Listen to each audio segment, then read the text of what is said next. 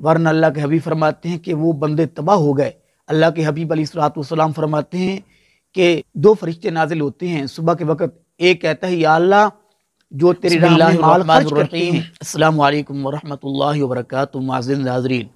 نبی مکرم صلی اللہ علیہ وسلم نے ارشاد فرمایا برباد ہو گئے وہ لوگ جو مال جمع کرتے ہیں، سوائے ان لوگوں کے جو کثرت کے ساتھ اللہ کی راہ میں اپنے مالوں کو خرچ کرتے ہیں۔ معزز ناظرین، ہم صبح شام رات دن مال کے پیچھے پڑے ہیں، ہمیں اس کی کوئی پرواہ نہیں ہے کہ اللہ رب العزت نے ہمیں کس لیے پیدا کیا ہے، جبکہ اللہ رب العالمین ارشاد فرماتے ہیں کہ وما خلقت الجن والانس الا لیعبدون، کہ میں نے جنوں اور انسانوں کو اپنی عبادت کے لیے پیدا کیا ہے۔ مال جمع کرنا اور اس کو اللہ کی راہ میں خرچ نہ کرنا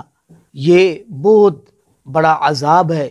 تو اس لیے اللہ رب العالمین نے ہم کو جو مال دیا ہے اللہ کی راہ میں خرچ کرنا چاہیے، ورنہ اللہ کے حبیب فرماتے ہیں کہ وہ بندے تباہ ہو گئے۔ اللہ کے حبیب علیہ الصلوۃ والسلام فرماتے ہیں کہ دو فرشتے نازل ہوتے ہیں صبح کے وقت، ایک کہتا ہے یا اللہ جو تیری راہ میں مال خرچ کرتے ہیں ان کو زیادہ عطا فرما، اور ایک کہتا ہے یا اللہ جو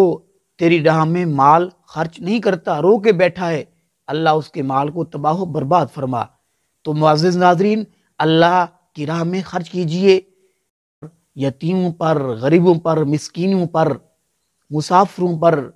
اللہ کے گھروں پر اور اللہ کے نیک بندوں پر۔ اللہ رب العالمین سے دعا ہے اللہ پاک ہم سب کو اس پر عمل پیرا ہونے کی توفیق نصیب فرمائے، آمین۔ وما علینا الا البلاغ